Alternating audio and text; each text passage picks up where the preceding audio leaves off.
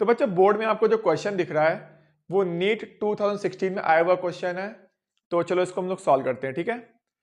तो आपको दिख रहा होगा एक्स वाई कंबाइंड कर रहे हैं और कंबाइंड करके दो कंपाउंड बना रहे हैं। कौन कौन से कंपाउंड बना रहे हैं? एक बना रहा है XY2 एंड दूसरा कंपाउंड है X3Y2, ठीक है। अब बोल रहा है एक्स वाई का एटॉमिक मास आपको कैलकुलेट करना है, ठीक है। तो मैंने मान लिया एक्स का एटॉमिक मास कुछ एक्स है, वाई का एटॉमिक मास वाई है, ठीक है।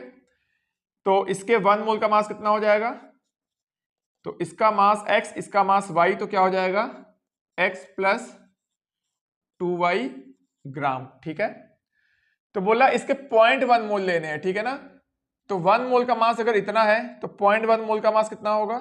तो 0.1 मोल का मास हो गया। अगर 1 मोल का मास इतना है तो 0.1 मोल का मास इतना हो जाएगा,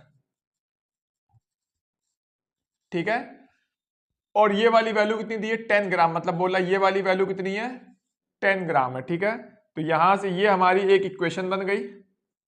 बात समझ में आ रही है? सेकंड क्या बोल रहा है? इसका 1 मोल का मास कितना होगा? अगर एक x को x माना है, y को y माना है, तो इसके 1 मोल का मास हो जाएगा 3x प्लस 2y ग्राम हो जाएगा, ठीक है। अब बोला इसके 0.05 मोल लेने हैं।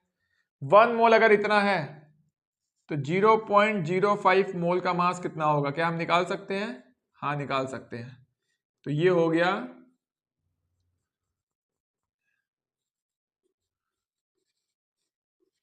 जब 1 मोल का मास इतने ग्राम है तो 0.05 मोल का मास इतने ग्राम होगा। और ये वाली वैल्यू कितनी दी है? 9 ग्राम दिया हुआ है। बात समझ में आ रही है? तो ये हमारे पास कौन सी आ गई?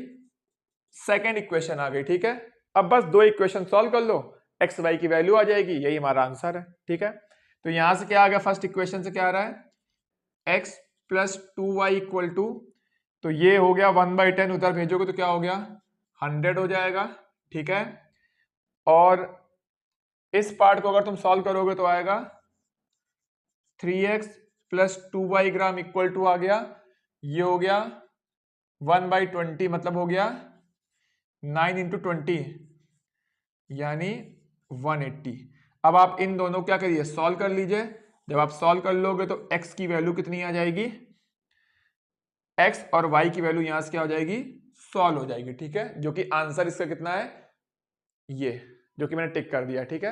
नोट कर लो आप लोग।